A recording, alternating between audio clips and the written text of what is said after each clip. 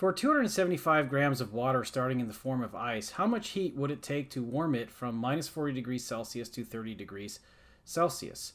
Now, ice has a specific heat of about 1900 joules per kilogram Kelvin. It says it actually varies some. What it means by that is it's actually not exactly that at all temperatures, but we're going to use that as a value that will hopefully be close enough to get us at least an approximately correct, compared to what reality would say, answer to this question.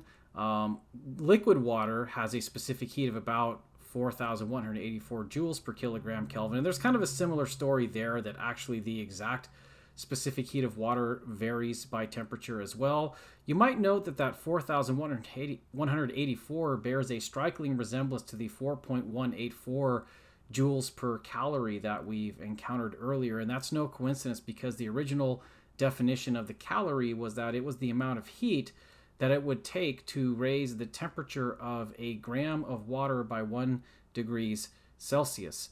And we're also going to need the latent heat of fusion, which is 3.33 times 10 to the 5 joules per kilogram. Now, I'd like to set up this calculation in stages, because there's multiple things going on here as you go from ice at minus 40 degrees Celsius to liquid water at 30 degrees Celsius. And the first stage that I would say is going from the minus 40 degrees Celsius to 0 degrees Celsius, but remaining as ice. So this is all going to be like ice doing this. So I'm going to say that that's maybe stage 1, right? So maybe I'll put like a little 1 label over here. But then stage 2 is going to be that the ice has to do a phase change into liquid water. Maybe I should just say water, right? But solid to liquid, in other words, right? The ice melts is going to be my stage 2. And then stage 3 is going to be 0 degrees Celsius liquid water warming up to 30 degrees Celsius. And again, this is, I would just state here, liquid H2O for that. So for this first stage, the calculation that I might like to do for this would be Q, the amount of heat, is going to be equal to C, specific heat, times mass times temperature change. So the specific heat is 1900. I just said all that verbally, so hopefully you followed that, because I'm just going to put in the numbers here with the units. So 1900 joules per kilogram Kelvin multiplied by the mass. I'm going to convert that to 0.275 kilograms. And then since we're going from minus 40 to 0, that's a temperature change really of 40 Kelvin. It's always good to remember, even though I've written Kelvin here, because it's a temperature change of 40 degrees Celsius as well.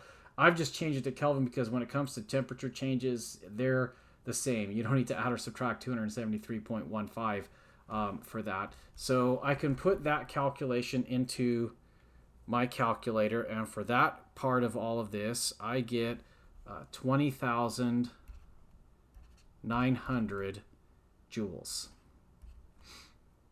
For the melting phase of ice to liquid H2O, I'll put here again. I guess I could have just said water, right? But for that one, I need that latent heat. In other words, Q is equal to M times L was the formula that we saw. But in terms of units, I could simply say, well, we're looking at 0.275. Maybe I should say quantities and units. We've got the quantity of the mass of water that we're talking about, and then multiplied by the latent heat of fusion of 3.33 times 10 to the 5 joules per kilogram. And I've sometimes said that the units can kind of tell the story in physics, even if you don't know the formula, because I'm looking for the amount of heat measured in joules.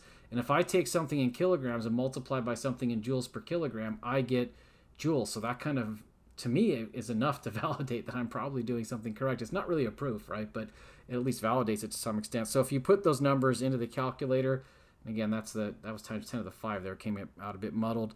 But the number the calculator says for this is 91,575. So that's the number of joules we have for that stage of this. And then the final stage is liquid H2O going from 0 degrees Celsius to 30 degrees Celsius. And Q is equal to Cm delta T is what I'm going to use for this.